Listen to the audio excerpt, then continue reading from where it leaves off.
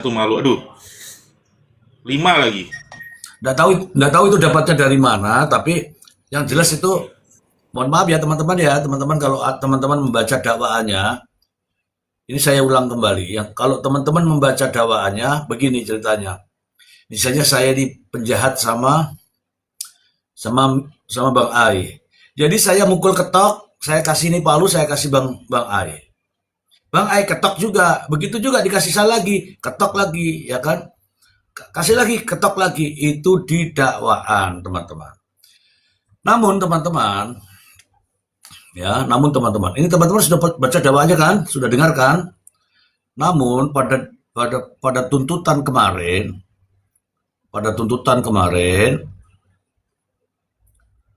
kasihan tuh Prio tuh kasihan, jadi dia tuh menjadi korban korban apa namanya penekanan, korban pengancaman daripada Ririn. Kasihan tuh korban karena Prio diancam. Kata tuntutan ya, Prio diancam mau dibunuh, makanya Prio tuh diam. Diam tapi melihat pembantaian, kata Prio. Harusnya Prio itu menjadi apa teman-teman? Menjadi korban, makanya Prio itu harusnya di dibebaskan itu. Iya, karena dia itu tertekan di situ, ya. Harusnya ya teman-teman ya, harusnya. Kalaulah memang benar dia menjadi korban yang sedang terancam, harusnya dia laporan supaya dia eh, terbebas, ya kan? Kalau itu benar menjadi korban. Karena itu ada di dalam itu, Bang Ai. Ada di dalam Di dalam tuntutan. versi tuntutan. Ya nggak? Iya, betul. Bang Ai punya? Ya, baru dapat, Mister C. Bisa dibaca-baca nggak? Boleh, boleh. Bentar, saya buka dulu, Mister C ya. Hmm, hmm. Sabar ya teman-teman. Pak Dokter, sabar ya Pak Dokter. Tadi Mas Tadi ya. Ya, Oke. ini siapa yang mau naik nih kah? Coba tapping dulu, aku tak lihat tappingannya dulu. Mau naik siapa nih? Gitu ceritanya. Jadi di dalam dalam dakwaannya itu beda, di tuntutannya beda. Aji Bahasa Pamungkas. Oke. Saya kasih naik ya, Aji Bahasa Pamungkas. Haji Bahasa Pamungkas. Oke. Coba teman-teman tapping dulu teman-teman, tapping. Yang mau naik boleh naik, boleh naik ya. Mau narasi apa saja boleh. Assalamualaikum, selamat malam. Waalaikumsalam Bang Haji. Bang Ei, Bang Mil, Bang Dokter Titu. Malam Bang Haji. Sehat selalu. Amin. Nyimak dulu ya. Amin. Ya. Malam Bang Kak Haji.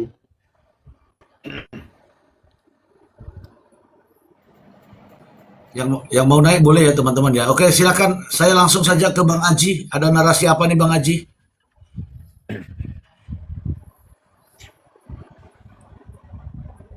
Maaf Bang, nyimak dulu ya.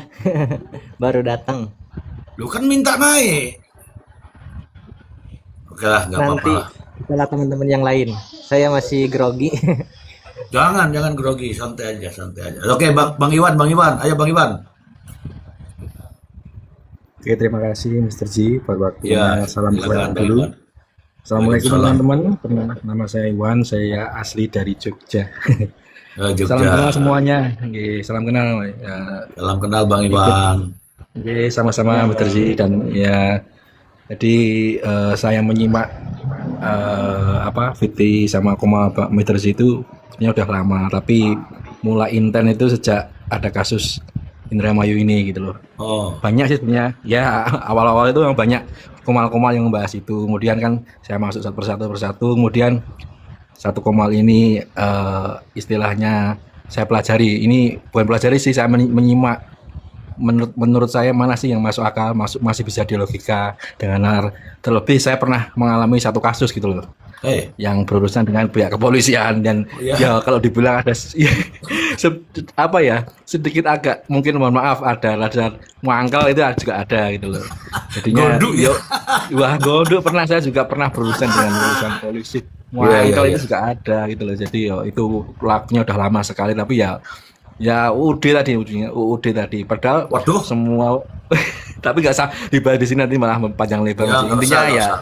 ya intinya ya ikut menyimak karena apa? Memang kalau kita nggak hidup di negeri yang kita cintai ini tidak diimbangi dengan pengetahuan hukum yang jelas, yang artinya disuruh ini manut, disuruh itu manut tanpa tahu bahwa hukum yang benar itu seperti ini, SOP-nya yang seperti ini, maka yang ada ya itu tadi kamu disuruh ini harus ada ini akhirnya apa ya tadi UUD itu seperti itu. Ya. Kalau nggak manut ya udah seperti itulah. Itu yang saya alami ya Mas Terji. Saya pernah mengalami seperti itu. Jadinya ya jadi saya ada untungnya ikut menyimak Komal ini karena memang ya bertambah gitu loh. Bertambah pengetahuan saya tentang walaupun saya nggak punya basic di bidang hukum, tapi alangkah baiknya kalau kita semua itu mempunyai dasar hukum atau fondasi ketika kita menghadapi masalah karena siapapun pasti nanti suatu saat kalau kita menghadapi kasus seperti ini dan kita nggak punya pengetahuan hukum, alangkah kecewanya di kemudian hari apabila ternyata itu yang jadi terdakwa atau tersangka kita padahal benar-benar kita tidak melakukan seperti itu contohnya misteri. Ya, kalau saat ini tinggalnya di Jogja masih. Saya jadi asli Jogja, cuman KTP saya Sidoarjo, tapi sering bolak-balik Sidoarjo Jogja gitu Mister Ji. Oh. Cuman karena karena ada juga pekerjaan saya yang di Majalengka, Cirebon juga ada. Karena kan banyak apa itu pengrajin rotan, jadi kebetulan pekerjaan saya terkait dengan rotan-rotan itu. Iya, Itu, iya. Mas Terji. Pengrajin rotan ya, alhamdulillah ya. Ya, terima kasih Pak, Bapak sudah memantau Komal ini. Menurut Bapak Komal ini gimana Komal saya ini? Ya, itu tadi seperti yang saya bilang, memang penjelasannya masih secara logika itu masuk akal gitu loh Pak Ji. Tidak dilandasi dengan unsur kedengkian, tidak dilandasi dengan fanatisme yang buta. Kalau kita logika ya mana ada sih orang yang kita di sini saya kemarin saya di sini ikut typing akhirnya saya diserang sampai dia lihat profil saya, stalking profil saya lagi ngopo ini tak bilang kurang kerjaan banget loh. Terus waktu saya komen dibalas. Padahal saya membalikkan fakta. Itu jadi apa ya ini kalau di logika mana ada sih orang waras itu yang membela penuh kalau benar-benar pembunuh loh. Kalau benar-benar pembunuh, ngapain kita bela? Kalau faktanya seperti itu ya. Tapi kan ini kan nggak seperti lurus seperti itu gitu loh. Saya juga melihat dari segi-segi yang lain, istilahnya ada hal-hal yang menurut pribadi saya, menurut POV pandangan saya itu tidak sesuai SOP gitu loh, dari caranya mulai dari awal penyidikan dan akhirnya sampai sekarang ini kan banyak timbul pernyataannya dan alasan-alasan yang dikemukakan pun masuk akal gitu loh. Sejauh yang tahu ya apa ya kalau memang prosedurnya itu sesuai, tidak melanggar apa undang-undang KUHP dan sebagainya, kita pun nggak ngapain juga kita memperdebatkan ini gitu kan Mas Miter sih. Iya betul. Jadi kami juga membicarakan hal ini bukan karena benci atau suka dengan pelaku-pelakunya, enggak. Kita juga empati kepada korbannya. Kalau empati kepada korbannya, prosesnya juga harus benar. Jangan sampai juga nanti menghukum orang yang salah. Ya termasuk kedua-duanya. Kalau memang bersalah, buktinya harus bukti yang konkret, gitu kan? Iya, benar. Iya, harus seperti itu. Kasus ini kan disoroti secara nasional. Seharusnya prosedurnya juga prosedur yang profesional, ya nggak? Benar sekali. Ya, betul. Dan kita bersyukur juga, mohon maaf. Jadi kita juga bersyukur. Artinya kalaupun misalkan kemarin kasus ini nggak viral ya udah, ya seperti kasus-kasus biasa gitu loh. Udah nanti pengadilan, tuntutan, vonis sudah selesai udah, tanpa ada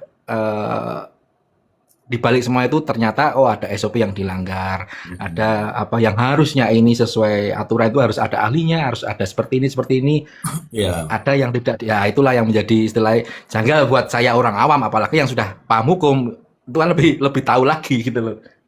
Iya. Makanya kita menyampaikan ini karena Ya mohon maaf ya, bukan berarti pamer enggak, karena punya pengalaman ya, punya pengalaman manis gitu aja ya.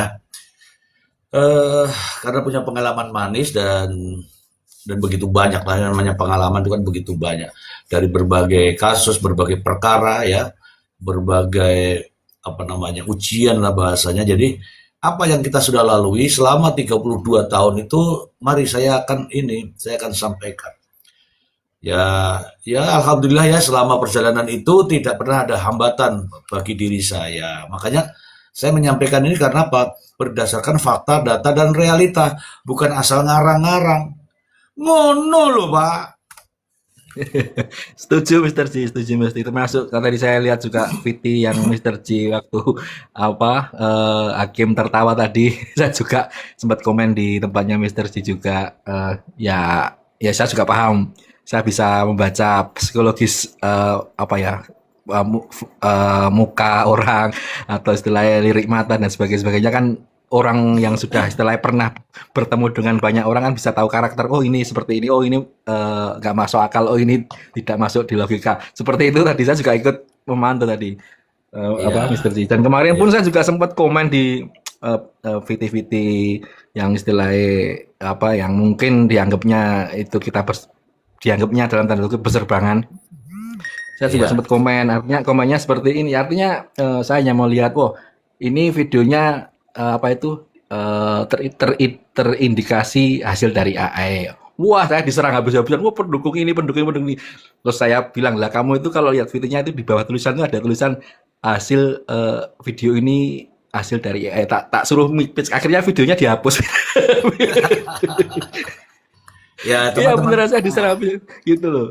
Ya, ya, oke. Padahal Sabar dulu, Bang Ai. Jadi teman-teman juga menghibur kepada teman-teman semua karena kecanggihan zaman ya, kecanggihan alat digital ya kan. Teman-teman harus pandai. Pandai apa? Pandai menilai ini benar nggak sih, ini real nggak sih, kan begitu.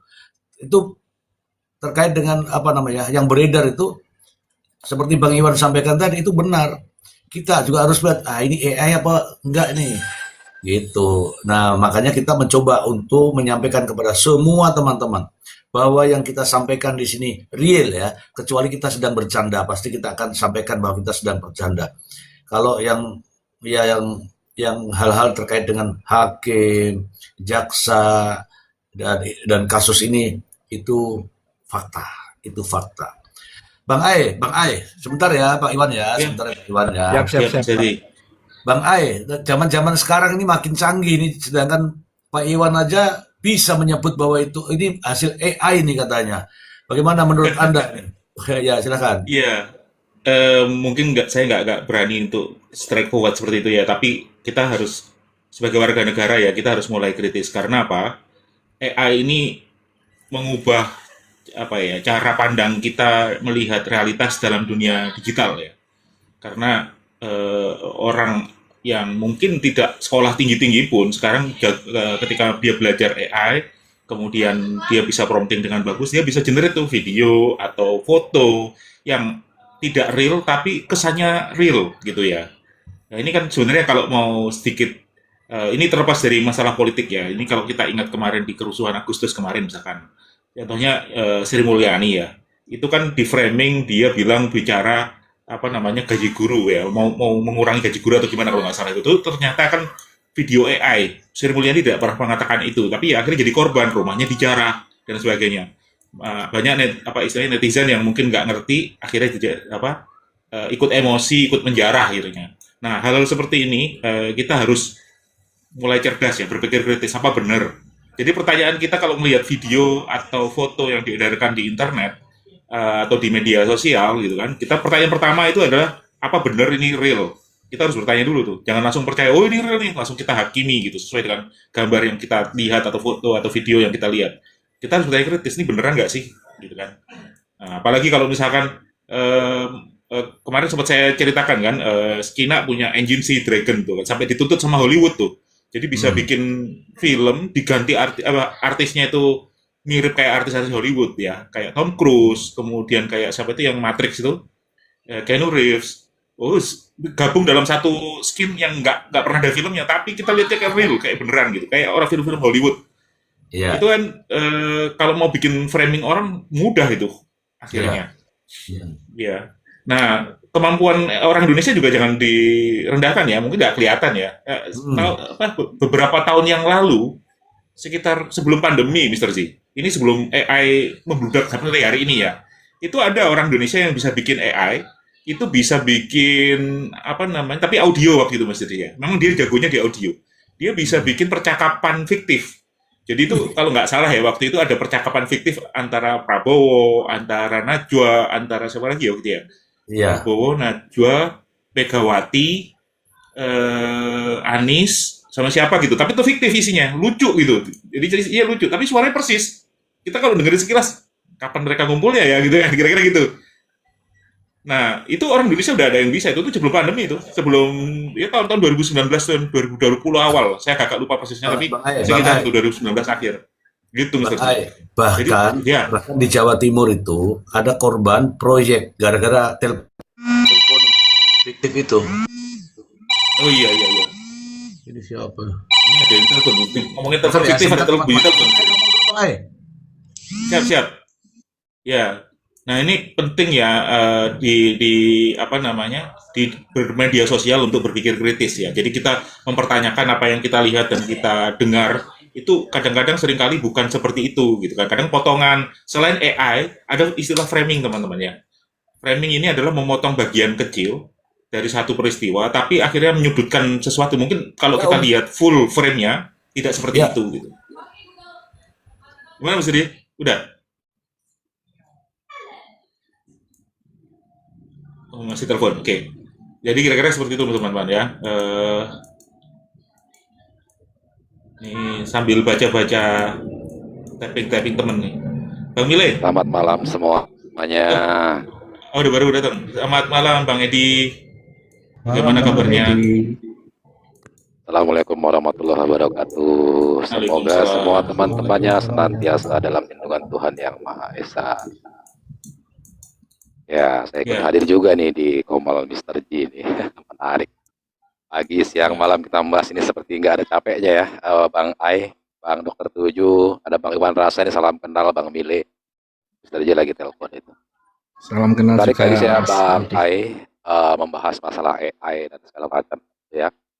Jadi kemarin-kemarin saya juga pernah itu begini. Jadi ada salah satu rekan kita di Komal yang notabene adalah seorang praktisi hukum ceritakan bahwasanya dia berdebat dengan seseorang yang metode debatnya menggunakan AI dan segala macam, sedangkan dia tidak. Ya beginilah pokoknya bla bla bla. Dia juga kalau memang berani menantang debat terbuka gitu ya. Saya sebenarnya nggak tertarik ya, saya yayakan saja. Tapi gini, terlepas itu saya hanya menjawab gini. Dalam sebuah komal ini kan komunikasi langsung ya, online. Berpendapat apa saja kan boleh sih, nggak dilarang. Selama tidak kita menyerang secara personal. Jadi saya katakan begini saja.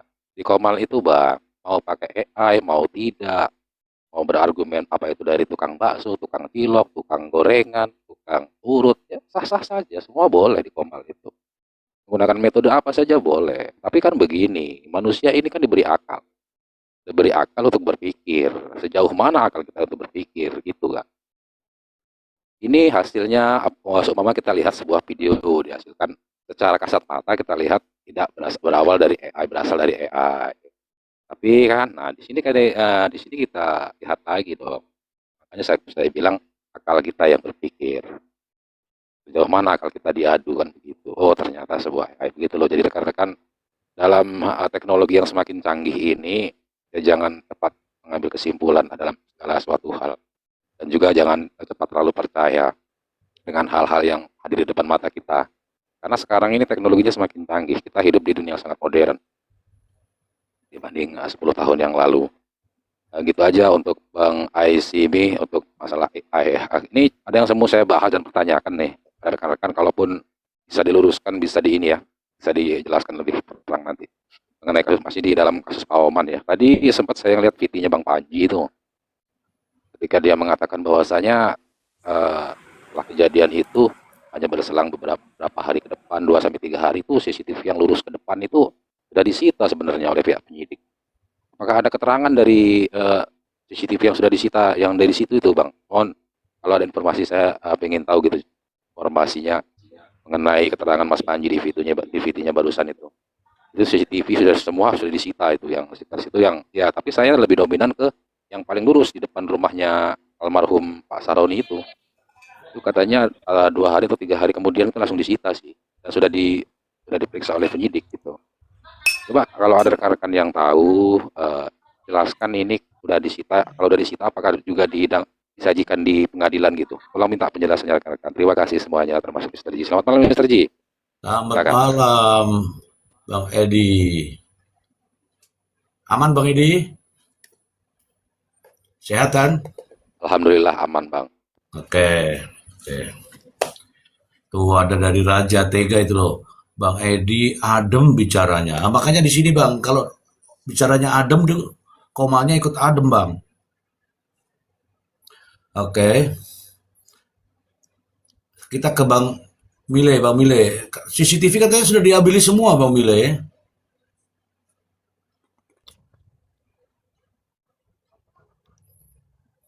Kalau yang saya dapat infonya dari VT-VT juga Mr. Jia. Itu memang katanya sudah diamankan. Waktu itu juga Pak RT Sohib juga mengatakan bahwa CCTV yang di depan rumah almarhum itu diamankan. Bahkan Pak RT turut melihat itu. Kalau nggak salah ada Bang Ay waktu itu, Bang Ayah. Ada Pak RT Ya, itu tapi menjelaskan. kalau Pak RT itu tidak Mungkin lebih jelasnya Bang Ay cerita, itu bisa ngejelasin Mr. Ji. kalau Pak RT-nya nggak cerita diambilnya ya. Intinya kalau Pak RT cerita dia ngambil videonya duluan sih kalau Pak RT. Tapi saya menggunakan itu ya, apa sih istilahnya kalimat yang disampaikan oleh Bang Tony ya, ketika mendatangi toko bangunan itu, kalimat yang diceritakan oleh pemilik itu adalah CCTV sudah dikembalikan, berarti artinya sudah pernah diambil. Itu aja sih. Kalau saya informasi dari situ, memang pernah diambil kalau menurut kalau tafsiran saya terhadap kalimat pemilik ya yang disampaikan ke Bang Tony ya. Oke, saya kasih tahu saja prosedurnya. Prosedurnya sepanjang itu terkait dengan apa namanya demi keadilan, pasti bisa diambil semuanya itu. Bisa diambil semuanya. Tinggal ada nggak korelasinya. Kalau oh ini ada korelasinya nih, ini disimpan. Kalau nggak ada dikembalikan, gitu kan. Nah, di mana-mana juga begitu. Begitu ada kejadian ya CCTV. Ya termasuk rumah saya nih. Ada kejadian di musola, CCTV saya diamankan juga. Begitu. Jadi sudah jelas lah ya, sudah jelas lah ya. Diambil. Nah masalahnya diambil itu dibuat untuk bahan penyelidikan apa enggak? Itu masalah lain, kawan-kawan. Itu masalah lain. Karena ya saya bilang kalau saya ya saya akan jadikan sebagai dasar untuk melakukan penyelidikan. Saya nggak tahu di sana itu kok tiba-tiba di dalam proses persidangan kok baru muncul CCTV ini kan jadi menimbulkan pertanyaan, ya kan? Nah, pertanyaan-pertanyaan ini kalau teman-teman masyarakat biasa, teman-teman semua kok kritis, nah itu yang seharusnya seperti itu, harus kritis. Karena kalau tidak kritis ya kita iya aja nanti disajikan sesuatu ya kita nggak tahu. Salah satu contoh ini yang ada di saya ini kalau tidak kritis mungkin kita ya iya saja seperti ini. Ya, coba teman-teman baca sendirilah kalau nggak percaya. Ini tuh tertanggal Rabu 10 September 2025. Sengaja nih saya tayangkan karena masih ada jejak digitalnya itu. Uang 750.000 jadi pemicu pembunuhan sekeluarga di Indramayu. Ini dapat bahasa begini dari mana? Karena ada yang ngomong, termasuk adalah kuburan galian itu, ukuran 1,5 kali 2 kali 4. Nah itu kan karena ada yang ngomong. Ternyata begitu apa enggak kan itu masalahnya. Nah sekarang mari kita ya kawan-kawan semua mulailah lebih sering mengkritisi. Hal yang tidak benar jangan bilang benar. Hal yang tidak sesuai prosedur jangan bilang sudah sesuai. Nggak boleh begitu. Begitu kawan-kawan. Jadi Bang Edi kalau kaitannya dengan CCTV, Begitu diketahui ditemukan mayat itu, langsung Pak Edi, langsung itu udah otomatis Pak Edi. Oke Pak Edi, Oke, Mister Ji, terima kasih. Coba gantian yang lain, silakan. Saya nyimak oke dulu kita sapa dulu ya, kita sapa dulu sambil ya. bikin Ini ada kopi. Mbak Julia, ada Bang Jack. Nah, kita mulai dari Bang Jack dulu, dari Bang Jack. Selamat malam, Mister Z. Selamat malam, teman-teman semua. Malam. Selamat Ya malam, silakan Bang Jack. Ya. Malam Kak. Assalamualaikum, selamat malam semua. Waalaikumsalam malam berjaya. Ini suaranya aku kenal. Waalaikumsalam. Bang Jack. Iya, semoga sehat semua Ini suara rekan-rekan. Suaranya Bismillah Kak. Iya, nggak salah. Suara Bismillah ini. Saya Halo, ucapkan- Bismillah. Bang Edi. saya Assalamualaikum Mr. Z. Waalaikumsalam Bismillah. Oh assalamualaikum. Assalamualaikum warahmatullahi wabarakatuh. Ya. Oke Oh, Bang Jack. walah. Tuh, tunggu walah. Aku aja baru as gitu langsung kenal kok. Oke, Lanjut silakan. Mister. Silakan Bang Jack. Iya, saya mau tanya aja VT terbaru Mr. Z itu yang terkait sidik jari dan KTP. Barangkali ada narasi Mister. Ada, ada itu yang nanti yang buka nanti Bang Ai ya, tenang aja. Bang Ai, tahu nggak? Kalau nggak tahu saya kasih Iya, tahu. Yang mana ini, Mister? Terkait mana? Sidik Sidik jari. jari. Ya. Oh, belum buka saya. Bukanya tadi surat tuntutan aja, Mister. Baru buka surat tuntutan. Ini Anda ini dikasih bahan tapi Anda ini mengabaikan kayak presiden ini Anda ini ya. Bukan, Mister. Kan ada prioritas baca dulu. Dan saya menemukan ajakan dulu baru, Mister. Ya udah. Sekarang Menarik. Bang Jack. Bang Jack, Siap Mister. itu nanti 2 jam lagi. Ini yang sekarang tuntutan dulu ya. Wah, keburu dorong gerobak Mister besok Nah, pagi. itu maksudnya memang begitu. Oh. Oh, Nanti maksudnya begitu. karena saya pengen bantah komal-komal sebelah nih yang bernarasi bahwa bahkan lawyernya juga mengamini gitu kan bahwa niat apa istilahnya mens rea istilahnya yang membunuh itu terjadi ketika sudah ada yang meninggal, ketika dijanjikan 100 juta dan diancam mati kan gitu kan narasinya kan kemarin kan. Hmm. Ternyata kalau baca lebih utuh nggak begitu dul gitu kira-kira. Makanya teman-teman, saya menyajikan itu yang utuh-utuhnya, jangan yang sepotong-sepotongnya nggak enak itu sepotong CCTV sepotong, Palu sepotong, nggak enak semualah kalau sepotong-sepotong. Yang utuh aja ya teman-teman ya. Nah sekarang saya tanya teman-teman nih, saya tanya teman-teman dulu semua yang ada di bawah supaya juga ikut interaktif lah ya. Ini di Bang A itu punya sesuatu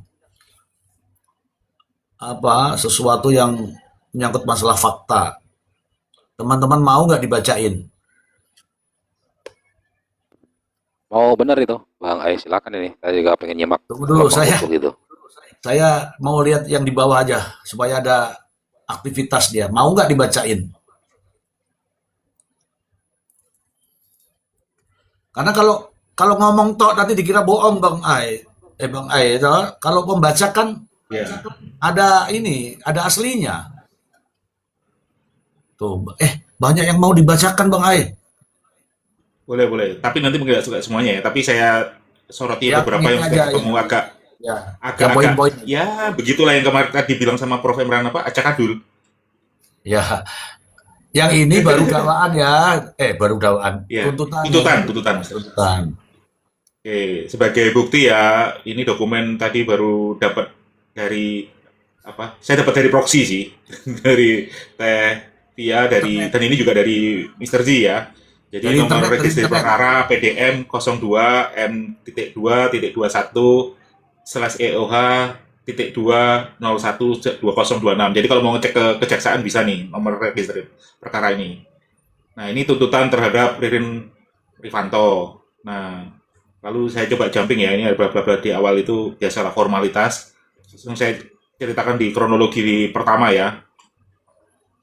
Bahwa berawal terdakwa Ririn Rifanto alias Irin bin Suwinto yang memiliki hubungan kerjasama pembelian minyak goreng dengan korban Budi Awaludin dan menjanjikan modal terdakwa akan dikembalikan dalam 1 hari serta akan mendapat keuntungan. Namun, korban Budi Awaludin tidak menepati janjinya, sehingga terdakwa menyimpan rasa dendam kepada korban Budi Awaludin.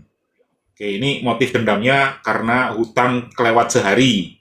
Ya, ini mirip-mirip tadi dengan 750.000 bantai satu keluarga ini banyak yang kita harus kritisi ini. Ada apa hutangnya 100 juta kemudian minta tenggat satu hari kemudian dibantai gitu kan.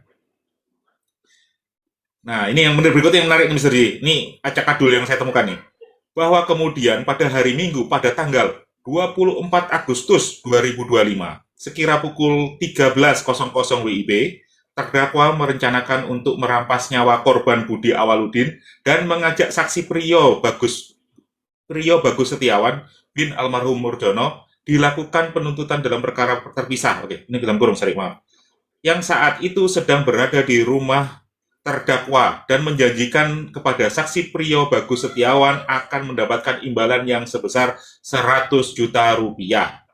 Jadi, kalau yang kemarin dibacakan Teh Via itu terjadi ancaman supaya tidak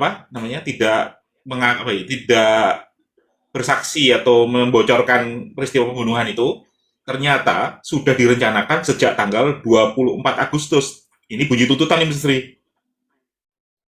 Jadi antara cerita di tengah sama cerita awal ini sudah ada jaka sembung naik ojek nih Mr. Ji. Nah, ini gimana nih kok bisa berantakan begini ya? Oke, saya lanjutkan lagi. Selanjutnya, atas ajakan terdakwa tersebut, saksi Priyo Bagus Setiawan menyetujuinya. Nah, sudah ada persetujuan nih untuk pembunuhan berencana berarti kan? Walaupun dengan imbalan. Kemudian terdakwa menyuruh saksi Priyo Bagus Setiawan untuk mempersiapkan sebuah palu besi yang akan dipergunakan untuk merampas nyawa korban Budi Awaludin. Selanjutnya saksi Priyo Bagus Setiawan pulang ke rumahnya dan mengambil sebuah palu besi, lalu saksi Priyo Bagus Setiawan kembali ke rumah terdakwa dan memberikan palu besi tersebut kepada terdakwa. Akan tetapi, karena palu besi tersebut gagangnya terlalu panjang dan tidak bisa disimpan di dalam tas, lalu terdakwa menyuruh saksi Priyo Bagus Setiawan pergi ke tukang las untuk memotong palu besi tersebut dan terdakwa memberi uang sebesar Rp30.000 kepada saksi Priyo Bagus Setiawan. Selanjutnya sekiranya pukul 13.30 WIB, saksi Priyo Bagus Setiawan pergi ke tukang las menggunakan satu unit sepeda motor Yamaha Mio berwarna hitam silver bernomor polisi bla bla bla milik terdakwa, dan sekiranya 20 menit kemudian saksi Priyo Bagus Setiawan kembali ke rumah terdakwa menyerahkan palu besi yang sudah dipotong gagangnya kepada terdakwa, lalu saksi Priyo Bagus Setiawan pulang ke rumahnya. Oke, sampai sini dulu nih. Gimana teman-teman? Ini kalau kemarin ceritanya nanti kita akan temukan lagi di berikutnya, ada cerita kalau Priyo itu takut, Priyo itu kenapa menyaksikan dan ketakutan karena diancam. Padahal di sini di pembukaan sudah ada cerita perencanaan itu sudah dimulai sejak tanggal 24 Agustus. Itu berarti kan seminggu ya kira-kira sebelum 5 harian sebelum peristiwa ya. Gitu. Bagaimana Mas Ri? Kalau saya pribadi miris, Bang Aing lihat kasus ini, pembuktiannya miris, asli miris. Begitu korban 5 orang dengan proses penyelidikan sampai proses persidangan seperti ini, miris, prihatin saya. Sulit itu apa gimana ya kalau saya perhatikan, miris, prihatin sama proses hukum di negara kita ini. Dengan adanya fakta persidangan seperti ini bisa jadi polemik gitu loh, padahal ini kan kasus 5 nyawa gitu Bang. Cobalah untuk pihak-pihak terkait, walaupun ada yang nonton di sini, jadikan evaluasi lah. Ini kita sama-sama bangsa Indonesia punya hak, sama-sama punya hak untuk hidup dan sama-sama punya hak untuk sebuah keadilan, gitu kan tentunya Mr. J. Terima kasih.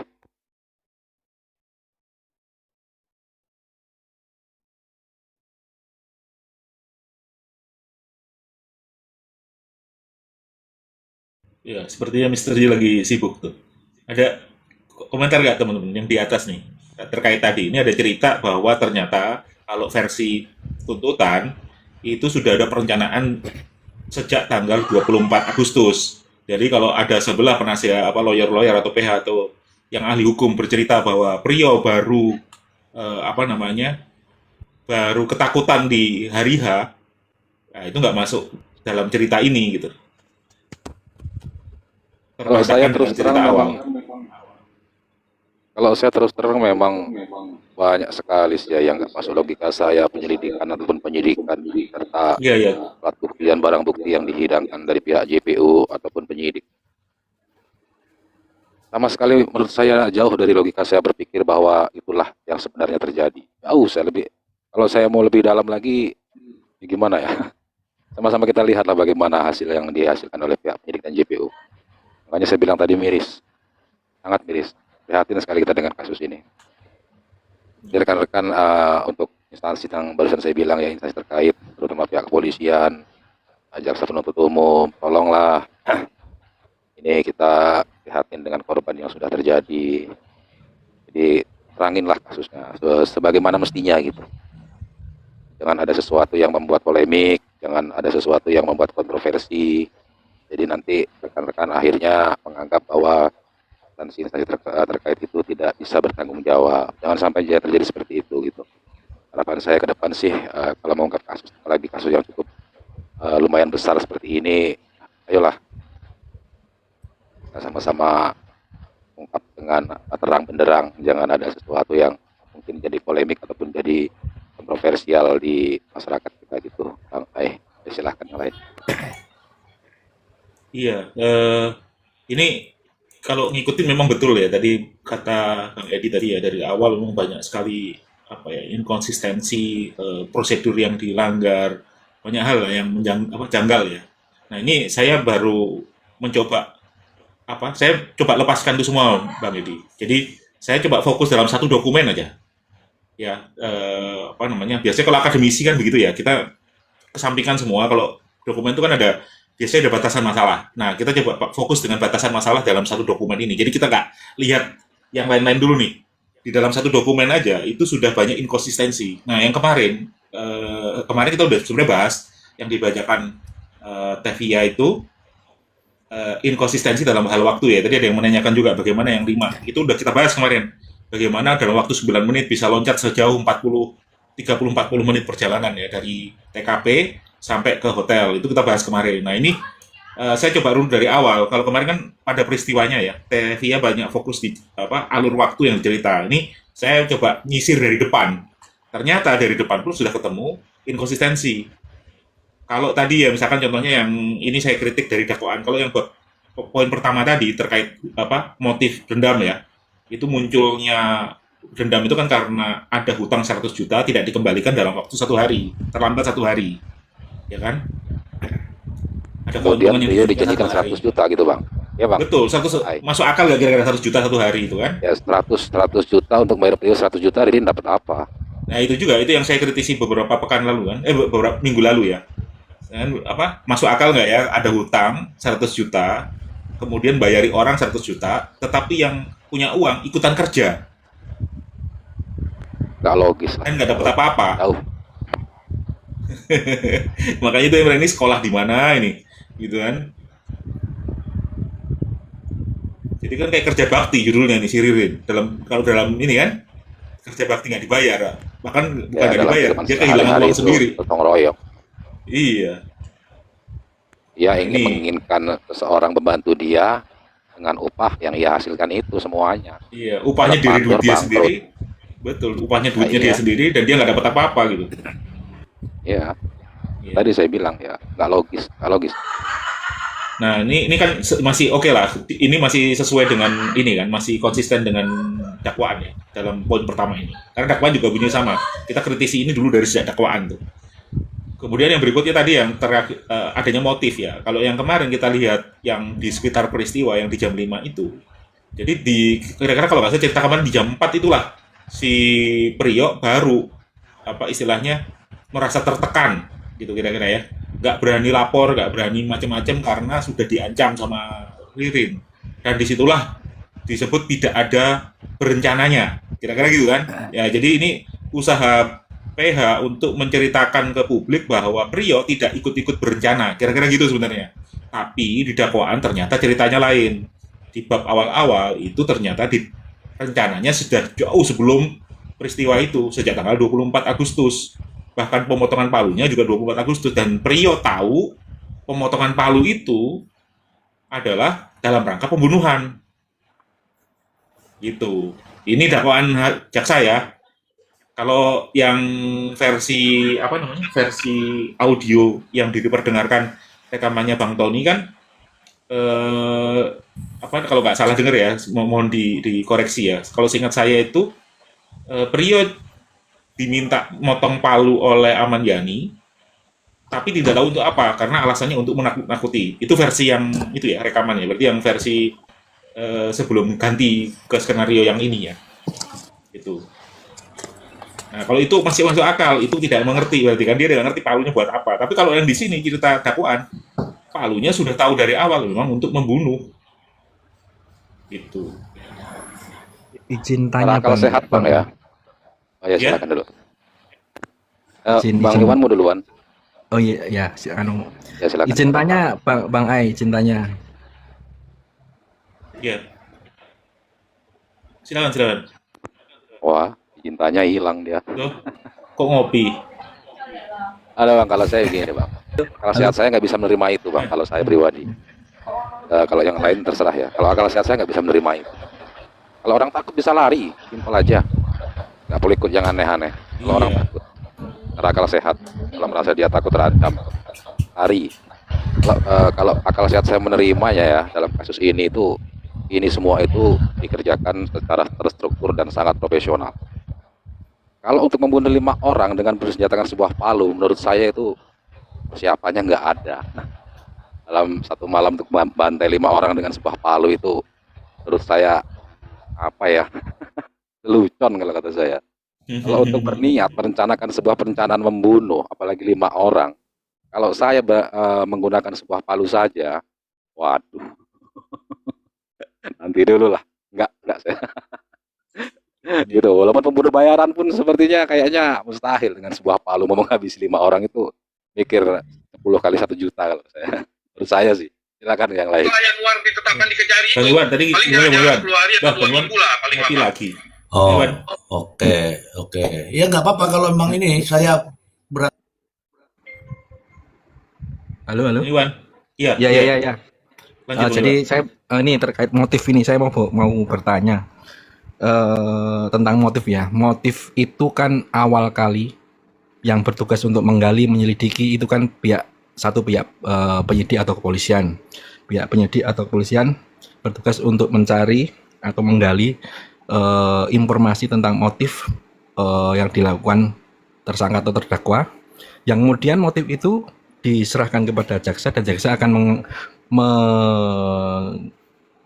membawa motif itu di persidangan untuk memberikan istilahnya tuntutan dan akan semakin Dakwaan untuk dulu, memberatkan Bang. ya Dituangkan dalam dakwaan dulu ya. ya dalam dakwaan, dan tugasnya jaksa adalah untuk membuktikan bahwasanya apa yang dilakukan atau motif yang dilakukan adalah untuk memberatkan terdakwa begitu kan. Nah, di sepanjang perjalanan persidangan itu kan kemudian ada fakta-fakta baru, ada apakah bisa motif itu kemudian berganti, artinya dari motif awal kemudian berganti lagi menjadi motif dan berganti lagi ya seperti itu, apakah itu bisa bisa atau di dalam persidangan itu wajar seperti itu, Bang Ai? Makasih. Kalau tanya itu saya bukan ahlinya, itu Mr. Z nih. Ada. Gimana Mr. Ya, Ada mohon maaf. pertanyaan tuh Mr. tadi. Ya, mohon maaf teman-teman, ada telepon ya. Oke, motif itu tadi kan menanyakan motif ya, motifnya. Motif itu untuk mengetahui apa sih maksud dan tujuannya, itu motif. Itu satu. Sekarang saya tanya nih, apa sih sebenarnya tujuannya orang-orang ini? Kok membunuh 5 orang ini? Nah, itulah yang dikatakan motif.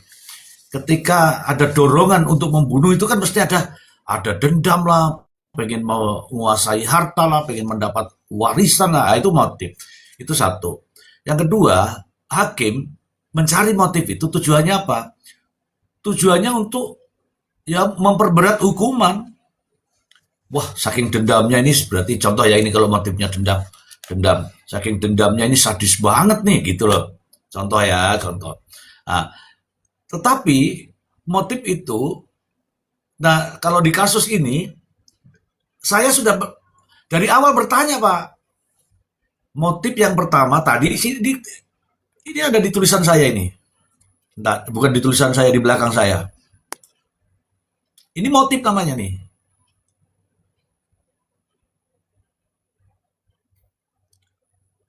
Ini uang 750.000 ini motif namanya, dendam dia. Kalau itu benar. Katanya sewa mobil 750.000. Tapi kan bukan itu ternyata kan. Nah, di dalam dakwaan ternyata 900.000 bisnis minyak goreng yang dijanjikan satu hari akan mendapatkan keuntungan. Betul apa tidak, Bang Ai? Tadi dibaca. Betul. Nah, Di tuntutan tidak ada yang cerita 900.000, cuman ada hutang gitu aja, Mister. Tapi ceritanya yang ada janji dikembalikan satu hari itu masih sama dengan bunyi dakwaan. nah Angkanya nggak disebutkan. itu juga jadinya masuk akal apa tidak? Hanya satu hari mau utang dikembalikan besoknya untuk modal. Katanya mau kasih keuntungan. Itu kan nggak masuk akal kalau itu hanya itu menimbulkan motif. Saya saja nih misalnya nih, pinjam dulu ya 1 minggu ya, 1 minggu agak molor jadi 2 minggu, itu masih masih normal lah. Tapi begitu satu hari terus membunuh kan nggak normal. Apalagi cuma berapa utangnya terus janjikan 100 juta itu nggak ada. Coba ada tadi kok, coba dibaca. Yang tadi Bang Ai. Ya, kalau di tuntutan tidak ada, Mister. Cuman gini, saya baca ulang yang poin pertama dari tuntutan ya. Bahwa berawal terdakwa Ririn Rifanto alias Irin bin Suwitno yang memiliki hubungan kerjasama pembelian minyak goreng dengan korban Budi Awaludin dan menjanjikan modal terdakwa akan dikembalikan dalam Itu maksudnya itu. Coba diulang lagi di situ. Modal sehari mau dikembalikan itu yang digarisbawain. Itu akan menimbulkan motif sebenarnya. Coba diulangi lagi di situ. Yang sedikit saja. Oke. Bahwa berawal terdakwa Ririn yang memiliki hubungan kerjasama pembelian minyak goreng dengan korban Budi Awaludin dan menjanjikan modal terdakwa akan dikembalikan 1 hari serta akan mendapat keuntungan. Namun korban Budi tidak menepati janjinya. Nah, sudah itu. Karena berjanji itu mau dikembalikan modalnya dalam 1 hari, tidak dikasih menimbulkan dendam. Nah, sekarang logika itu kalau itu dijadikan motif, nggak akan masuk akal. Mau kembalikan kapan? Sehari toh? Iya, 1 hari. 1 hari. Itu nggak masuk akal gitu. Oke. Nah, kalau memang dari kemarin-kemarin kita mencari motifnya.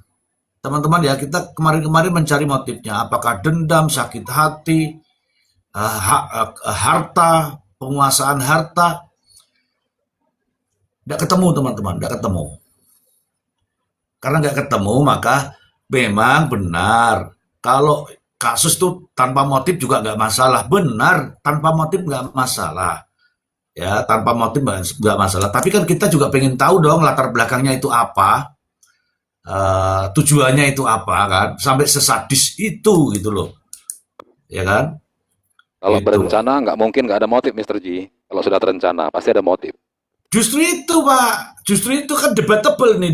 Di satu sisi jaksa itu, coba nih, semalam kan sudah dibahas tuh. Justru itu kalau menerapkan pasal perencanaan artinya sudah dendam nih baru merencanakan. Jadi motifnya dendam. Tetapi di dalam keterangannya Priyo sendiri itu spontan semua. Itu kan ada pengakuannya Priyo sendiri. Saya tidak tahu menahu, tahu-tahu begini, sehingga baru dia tahu, sehingga dia merasa terancam, sehingga dia hanya melihat, terus menenggelamkan Bazi atas nama Ririn karena merasa terancam. Kalau itu yang benar, kata Priyo, maka Priyo itu di bawah perintah. Tapi kan nggak dibuktikan itu. Gitu. Under Sampai pressure sekarang gitu ini, maksudnya Mr. Ji ya. ya, Under pressure gitu maksudnya Mr. Ji ya, si Priyo ini ya. Kalau iya dalam kan, itunya ya, pengakuannya. iya, memang itu dia. Ada kok bahasanya itu kalau diteruskan Bang Ai nanti ketemu. Iya. Lanjut dulu Bang Ai. Ya. Oke. Tadi cerita di jam siang ya, jam siang ketika melakukan perencanaan pembunuhan. Jadi disiapkan palu ceritanya. Nah, kemudian mereka berkumpul lagi di cerita berikutnya bahwa sekira pukul 19.00 WIB, saksi Priyo Bagus Setiawan datang kembali ke rumah terdakwa. Terdakwa menyuruh saksi Priyo untuk mengambil sebuah tas ransel. Selanjutnya saksi Priyo langsung mengambil tas ransel dari rumah saksi Priyo dan memberikannya kepada terdakwa. Kemudian terdakwa memasukkan palu besi dan potongan gagangnya ke dalam tas ransel tersebut. Lalu terdakwa mengatakan kepada saksi Priyo ketika akan merampas nyawa korban Budi agar nanti berpura-pura berkunjung terlebih dahulu, menawarkan serta membicarakan masalah bisnis minyak goreng. Dan saksi Priyo pun memahami apa yang terdakwa sampaikan tersebut.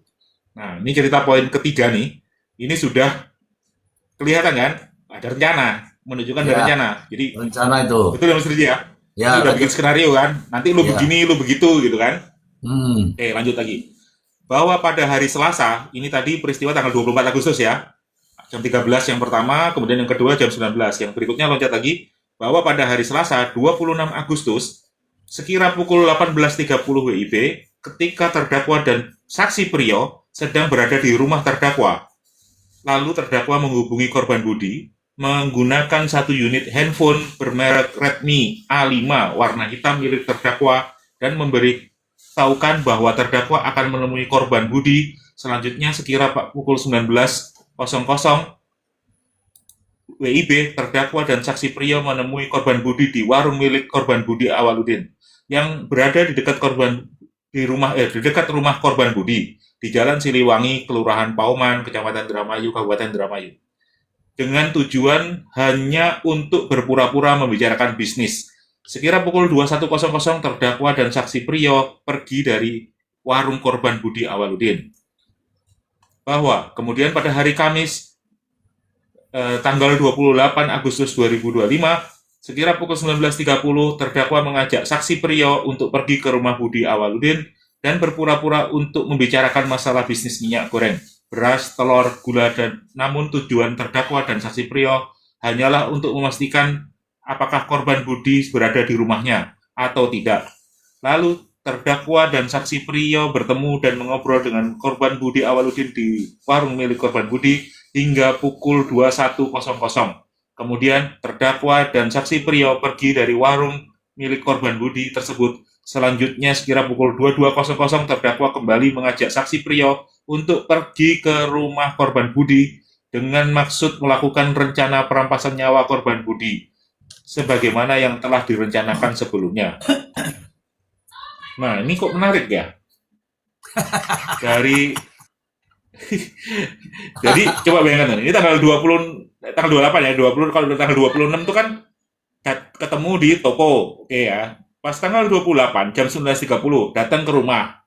Oke, kemudian di jam 21 terdakwa dan Budi terdakwa Budi dan Priyo pergi ke warung. Ya kan? Toko. Habis itu selanjutnya pukul 22 terdakwa kembali mengajak saksi pergi ke rumah Budi.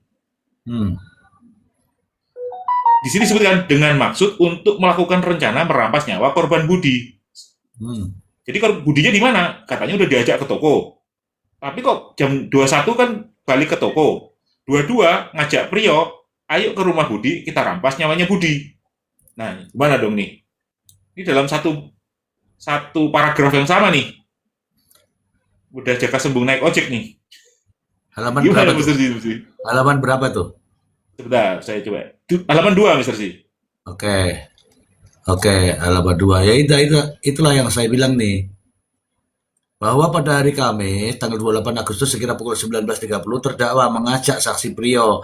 Ini intinya Ririn ngajak Priyo, ya kan? Ya.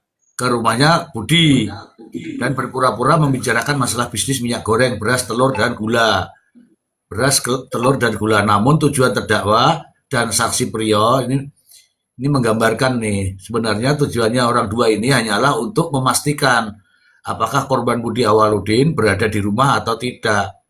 Lalu terdakwa dan saksi Priyo Bagus Setiawan bertemu dan ngobrol dengan korban Budi Awaludin di warung. Loh, ketemu di warung ya? Iya.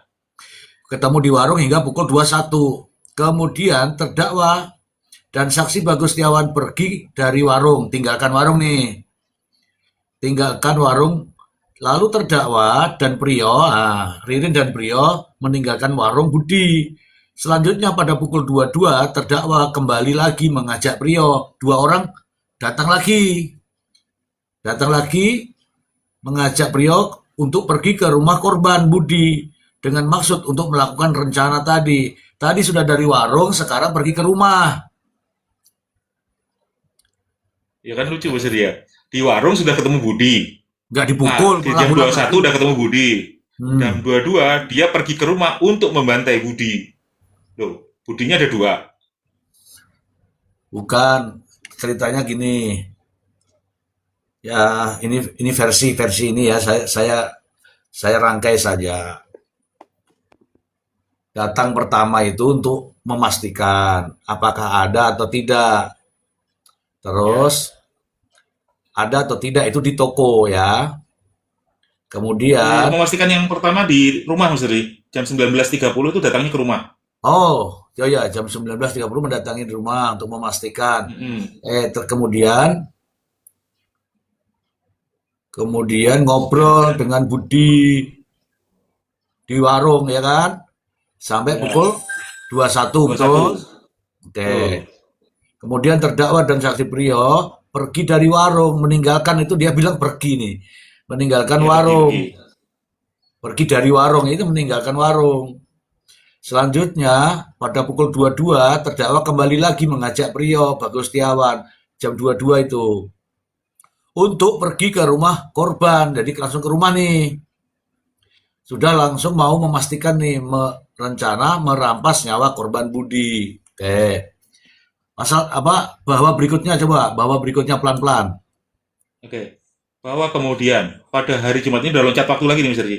Ya, Bahwa kemudian pada hari Jumat tanggal 29, ini ada typo ya, harusnya 25 ya, bukan 23 ya.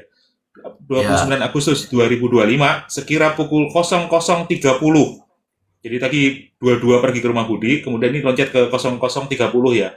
Di tanggal 29. Sebentar. Oh iya benar, oke. Terdakwa dan saksi Priyo Bagus sampai ke rumah korban Budi. Dan sesampainya di jalan depan rumah korban Budi, lalu terdakwa menghubungi korban Budi menggunakan handphone milik terdakwa untuk memberitahukan kepada korban Budi bahwa terdakwa sudah berada di depan rumah korban. Selanjutnya, saksi Priyo memasukkan sepeda motor milik terdakwa dan memarkirkannya di area garasi rumah korban Budi. Ya. Sedangkan terdakwa dan korban Budi mendahului untuk masuk ke dalam ruang tamu. Setelah itu, saksi Priyo Bagus ikut masuk ke dalam ruang tamu sambil membawa tas ransel yang berisi palu besi, di mana saat itu terdakwa pura-pura bicara bisnis minyak goreng, beras, telur, dan gula dengan partai besar. Oke. Paragraf berikutnya, bahwa setelah itu korban Budi pergi ke ruang dapur untuk membuatkan minuman, dan pada saat itu terdakwa mengatakan kepada saksi Priyo dengan nada pelan, siap-siap ning adepan lawang, siap-siap di depan pintu. Bahasa Indonesia ini tadi kayak bahasa Indramayu ya. Lalu saat korban Budi datang dengan membawa minuman, saksi Priyo langsung berdiri di depan pintu, di mana setelah itu korban Budi langsung keluar bersama terdakwa melalui pintu di samping menuju ke garasi rumah. Di samping rumah, diikuti oleh saksi Priyo yang juga keluar ruang tamu untuk melihat mobil pick-up milik korban Budi. Selanjutnya korban Budi kembali menuju ke pintu samping rumah dibarengi saksi Priyo dengan posisi di belakang korban Budi. Dan terdakwa pada posisi paling belakang, lalu terdakwa berkata kepada saksi Priyo dengan nada pelan, kok pas kita ngobrol Bari Budi sira mukul singguri ya, bahasa Indonesianya, nanti pas saya lagi ngobrol sama Budi, kamu langsung pukul dari belakang ya. Lalu saksi Priyo langsung mengambil palu dari dalam tas ransel, kemudian sekira pukul 01.00 pada saat korban Budi hendak masuk ke dalam ruang tamu melalui pintu samping rumah, lalu saksi Priyo langsung memukulkan palu besi tersebut menggunakan tangan kanan ke kepala bagian belakang sebelah kiri korban Budi Siapa sebanyak yang 1 kali. Stop. Siapa yang mukul duluan? Priyo. Ini dakwaan, ini tuntutan loh teman-teman. Tuntutan loh ini. Karena tuntutannya seperti ini masih Halo, diberlakukan. Mister. Maaf, Mister. Itu dakwaan Ya, apa tuntutan, Mister? ini tuntutan. Tuntutan yang saya Kalau baca. kalau tuntutan berarti lokusnya cuma satu. Kalau yang dibaca Mas Ai itu Iya, karena lokasinya bukan di kios. Berarti CCTV dan keterangan Priyo di persidangan di terakhir nggak diterima. Kalau masih sesuai dengan dakwaan, ini kan satu lokus berarti. ya, ini cerita. Izin, Mister. Ya, silakan. Kalau nggak salah yang saya baca, itu dia dakwaan yang dilampirkan ke dalam tuntutan itu, Oh Mister. gitu. Jadi Sebentar, dakwaan sebentar. dulu, iya. Dakwaan dulu itu, nanti di bawahnya tuh baru tuh tuntutan. Dakwaan Nah, dilampirkan, terus tuntutannya baru, aja coba baca, Mas Ai. terus Oh, baru oke. Oh, bagian pertama itu dakwaan ya? Ini dakwaan yang ya dilampirkan. ini tuntutan yang diceritakan ini mengikuti dakwaan yang kemarin kan?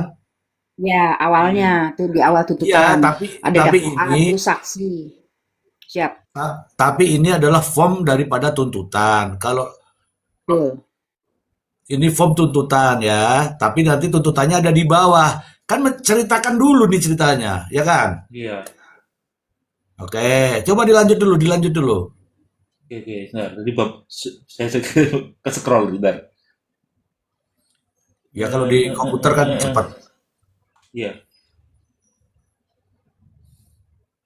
Ini udah. Ini bahwa setelah itu korban Budi pergi ke ruang dapur. Oh, ini udah saya halaman berikutnya lagi. Oke, bahwa kemudian terdakwa menyuruh saksi Priyo untuk masuk ke dalam rumah menunggu di depan pintu kamar korban Sahroni. Selanjutnya terdakwa menuju kamar korban Sahroni dan masuk ke kamar tersebut membawa palu besi, di mana saat itu terdakwa melihat korban Sahroni sedang mendengarkan pengajian dari handphone dengan duduk membelakangi pintu kamar. Kemudian terdakwa langsung menghampiri korban Sahroni secara diam-diam dan memukulkan palu besi tersebut dengan menggunakan tangan kanan. Terdakwa sebanyak 1 kali yang mengenai kepala bagian kiri korban Sahroni, hingga korban Sahroni jatuh tersungkur dan mengeluarkan darah dari bagian kepala.